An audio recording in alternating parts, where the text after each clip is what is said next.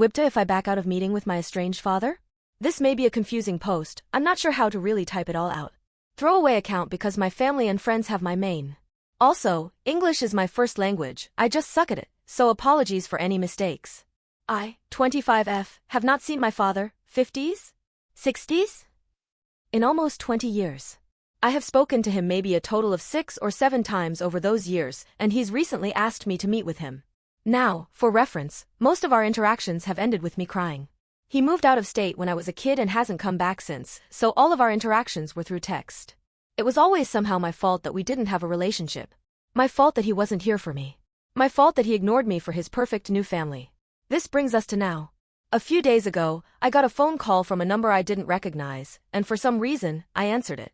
Mind you, I hadn't spoken to him at all for over 7 years. He asked how I was, and I was just giving one-word answers because, what the fug? Why is he calling me? As it would turn out, he's divorcing his wife and wants to move back here to finally be the dad he always wanted to be. He asked for me to meet with him and help him find a house. He even told me I could pick out my own room. I'm married, own a house, and have a child of my own now, but I decided not to tell him that. He doesn't have any social media, just a Facebook account that he abandoned in 2015. I agreed to meet him because, although I'm a grown woman now, there are still times that I cry because sometimes you just need your dad. I never got to cry to him, or show him when I got an A, or have him watch any of my soccer games. He wasn't at my wedding, he doesn't even know he's a grandfather. After thinking about it for a few days, I started regretting my decision to meet with him.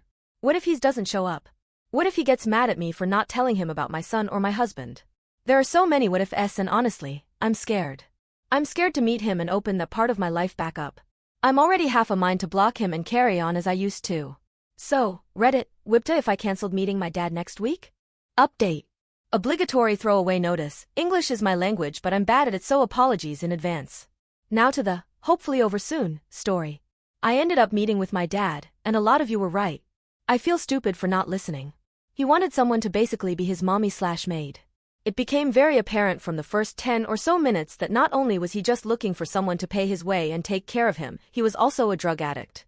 I ended up walking to the cafe where we were meeting, seeing as it wasn't far. A 20-minute walk with my brother-in-law and we were there. My dad was unrecognizable, honestly. I had Googled his name and saw some pictures from his college days, so I was just expecting an older version of that. He was skinny, his face was scabby, and he was very paranoid. I don't know what he's on, but I didn't want it, or him, in my life. I stayed for half an hour at most, and I absolutely did not tell him about my husband, child, or anything deeper than surface level. I thought it would be over and done with. My brother-in-law walked me home, and we both chatted about it with my husband.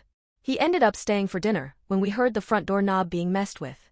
My husband looked through the peephole and then opened the door. It was my fucking dad. Why he opened the door is beyond me, but he did. I only realized when I turned the corner to our living room and immediately told him to close the door and lock it, so he did. Dad left, story over, right? I fucking wish. He came back again the next day, and the next, and the next, and the next. It even got physical once between him and my husband. Eventually he stopped showing up, and I figured he gave up trying. That was sort of correct. He gave up trying during the day. I was woken up by the sound of our security system blaring, and my husband immediately shot out of bed. I ran to our son's room, so all of this is secondhand from my husband. What he said happened was that he grabbed his gun and made his way downstairs, just to find my piss-poor excuse of a father making his way through our house.